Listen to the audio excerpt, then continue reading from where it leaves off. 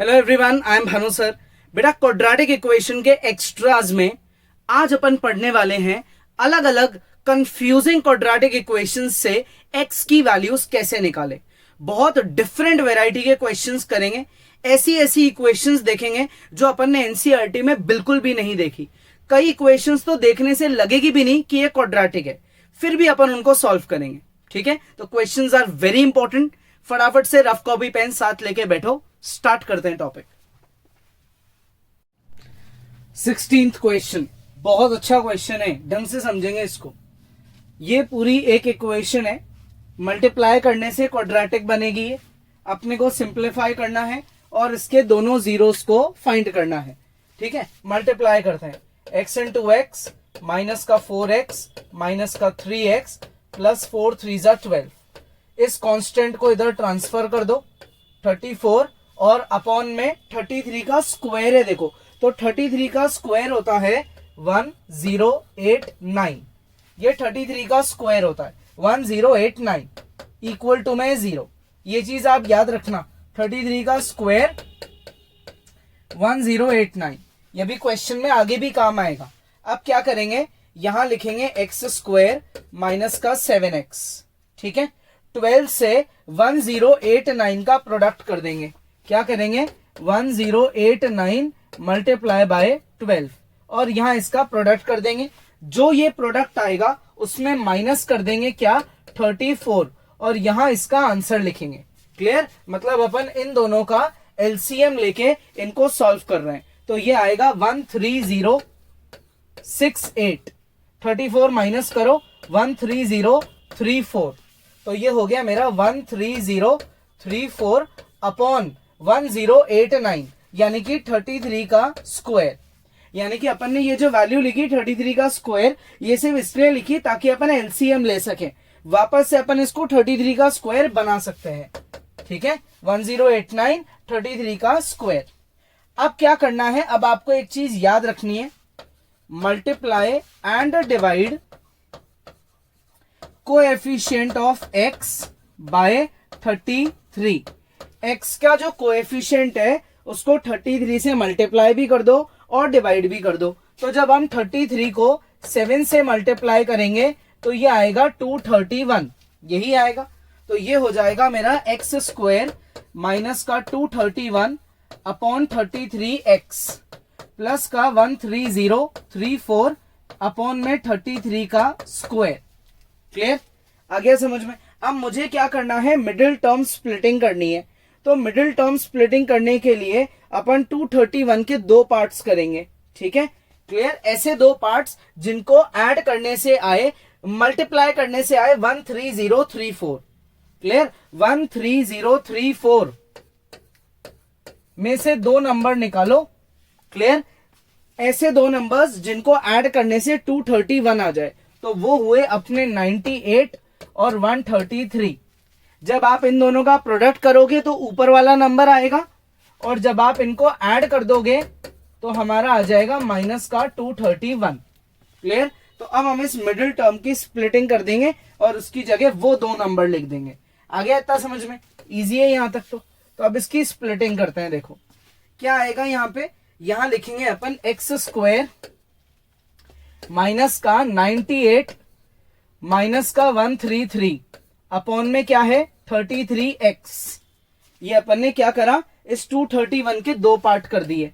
Clear, अच्छा 98 पे भी आप x लिख दो, 98x माइनस का 133x अपॉन में 33 और प्लस का 13034 डिवाइडेड बाय 33 का स्क्वायर।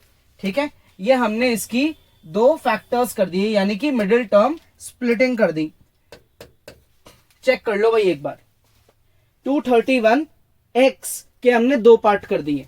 अब हम इस 33 को अलग अलग करते हैं। X square minus 98 upon 33x minus 133 upon 33x plus का 13034 अपॉन में 33 का स्क्वायर इक्वल टू 0।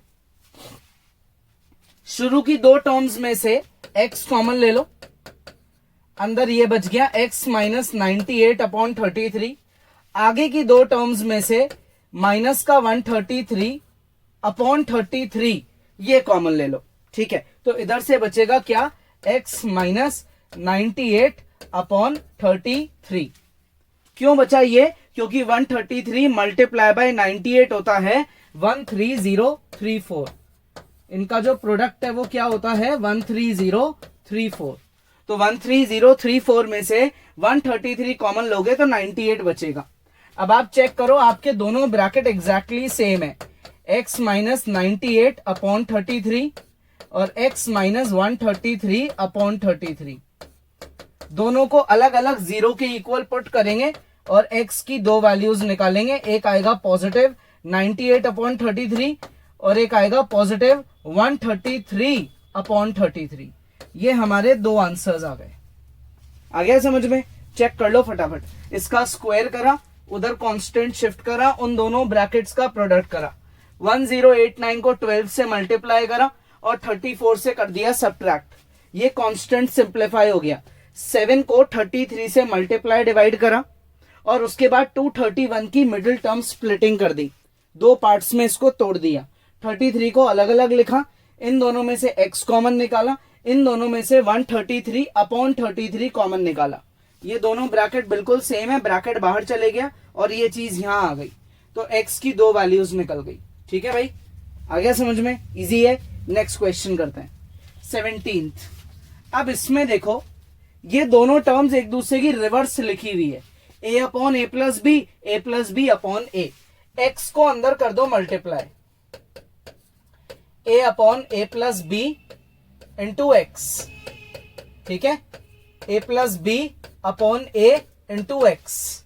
ये जो 1 है, इस 1 की जगह मैं क्या करता हूं, मैं इन दोनों का प्रोडक्ट लिख देता हूं। 1 की जगह मैं इन दोनों का प्रोडक्ट लिख देता हूं। ऊपर नीचे की टर्म्स कट जाएगी तो ऑब्वियसली 1 ही बचेगा, लेकिन ये लिखने से मुझे एक फायदा होगा, ये ऑलरेडी मिडिल टर्म स्प्लिटिंग की सिचुएशन में आ चुका, तो अब बस मुझे कॉमन लेना है। ठीक है, शुरू के दो में से मैं x कॉमन लूंगा, तो ये आएगा x plus a upon a plus B, और आगे के दो में से मैं कॉमन लूंगा क्या, a plus B upon a। इधर से आया x और इधर से आया a upon a plus B.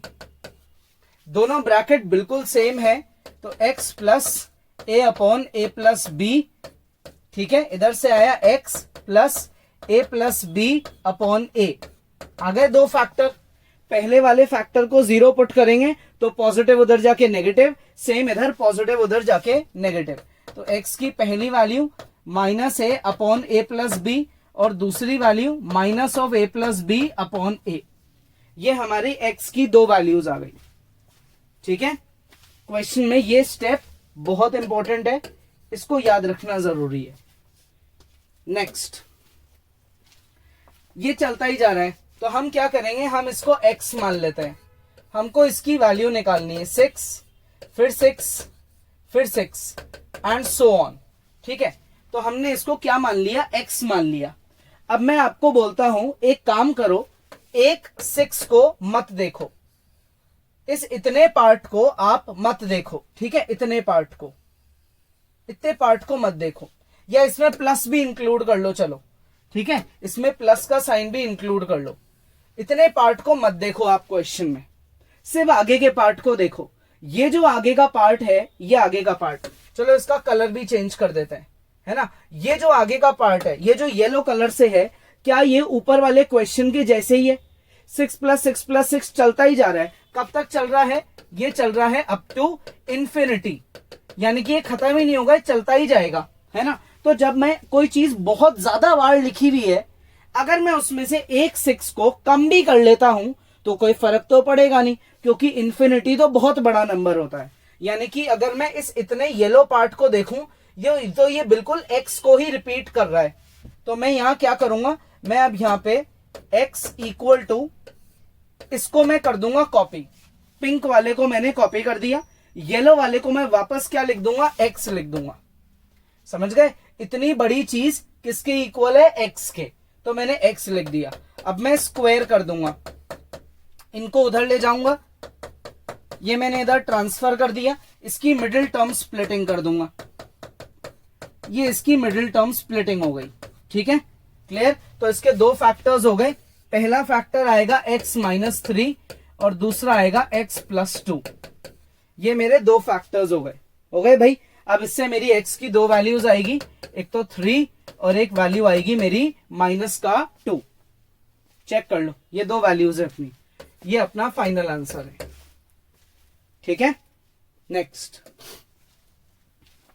सोचो भाई क्या करेंगे इसमें अपन। मिडिल टर्म स्प्लिटिंग होगी? मेरे ख्याल से तो नहीं होगी। रीजन, क्योंकि ए स्क्वायर प्लस बी स्क्वायर है बीच वाली टर्म। ए स्क्वायर प्लस बी स्क्वायर के फैक्टर्स ही नहीं हो सकते। ए स्क्वायर प्लस बी स्क्वायर के फैक्टर्स हो ही नहीं सकते, तो आप इसकी मिडिल टर्म स्प्लिटिंग कर ही नहीं पाओगे। मतलब आपको यहां पे करना पड़ेगा क्या, यहां आपको निकालना पड़ेगा डी। तो सबसे पहले एक्स स्क्वायर का कोएफिशिएंट, उसके बाद ये एक्स का कोएफिशिएंट, ठीक है, और उसके बाद हमारा कांस्टेंट। ये हमारी सारी टर्म्स है, क्लियर। ये हमारा क्या है, ये हमारा कांस्टेंट है। ये ए एक्स स्क्वायर का कोएफिशिएंट, बी है एक्स का कोएफिशिएंट और सी है हमारा कांस्टेंट। तो अब हम लगाते हैं यहाँ डी। डी होता है बी स्क्वायर माइनस 4ac। तो बी का स्क्वायर, स्क्वायर करो, 4 into A square plus B square का स्क्वायर, ठीक है, minus 4 into A into C, A square minus B square का स्क्वायर।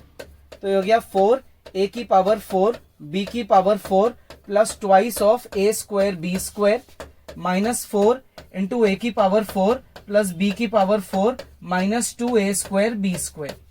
ठीक है भाई, अब क्या करें, अब अपन 4 को कॉमन निकाल लेते हैं और ये जो माइनस है इससे ब्रैकेट को खोल देते हैं। a की पावर 4 b की power 4 2a square B square minus a की पावर 4 माइनस b की power 4 plus 2a square B square. ठीक है, तो अब यहां से a की पावर 4 कट गया, b की पावर 4 कट गया। 2 प्लस 2 कितना हो जाएगा, ये हो जाएगा 4। 2 प्लस 2 क्या हो जाएगा, 4। 4a स्क्वायर बी स्क्वायर, तो ये हो गया मेरा 16a स्क्वायर बी स्क्वायर, यानी कि 4ab का होल स्क्वायर। ये वैल्यू है मेरी किसकी, d की। किसकी वैल्यू है भाई, d की। d यानी कि डिस्क्रिमिनेंट। अब हम यहाँ क्वाड्रेटिक फॉर्मूला लिखते हैं, x is equal to minus B plus minus under root D upon 2 into A. ये होता है क्वाड्रेटिक फॉर्मूला। माइनस का b, माइनस माइनस प्लस, ये हो गया मेरा माइनस का b plus minus under root D. D क्या है, डी है मेरा 4ab का होल स्क्वायर, ठीक है, और अपॉन में क्या आएगा, अपॉन में आएगा 2 इंटू ए। ए क्या है मेरा, ए है मेरा 1, क्लियर। ये हो जाएगा मेरा 2ab, क्या हो जाएगा 2ab। तो हो गया एक्स स्क्वायर, नहीं 4ab सॉरी, क्योंकि होल स्क्वायर है ना, 4 भी तो स्क्वायर के अंदर ही है, तो ये प्लस माइनस का 4ab, स्क्वायर और रूट दोनों हट जाएंगे। अपॉन में क्या है 2, 2 को निकाल लेते हैं कॉमन। 2 कॉमन निकालेंगे तो क्या आएगा, ये आएगा A square plus B square plus minus 2ab और अपॉन में 2, 2 से 2 कट गया। अब अगर मैं सिर्फ पॉजिटिव साइन देखता हूं तो ये बन गया a प्लस बी का होल स्क्वायर, और अगर मैं नेगेटिव साइन देखता हूं तो ये बन गया a माइनस बी का होल स्क्वायर। तो मेरी x की दो वैल्यूज आई, एक तो a प्लस बी का होल स्क्वायर और एक वैल्यू आई मेरी a माइनस बी का होल स्क्वायर। ठीक है, एक बार पॉजिटिव साइन से आंसर आ गया और एक बार नेगेटिव साइन से आ गया। क्लियर, पॉज करो और एक बार इसको खुद से ट्राई करो। नेक्स्ट 20th क्वेश्चन करते हैं। देखो अपने को इसको सॉल्व करना है, फटाफट एक बार पढ़ लो। इसमें देखो एक बार तो पार्स हो रही है ऐड और एक बार पार्स हो रही है सब्ट्रैक्ट। पार्स ऐड कब होती है, जब सेम बेस का प्रोडक्ट होता है, और सब्ट्रैक्ट कब होती है, जब डिवीजन होता है। क्लियर यहां तक। अब यहां लिखते हैं let 5 to the power x is equal to Y. तो ये हो गया 5y प्लस ये हो गया 5 upon y is equal to 26।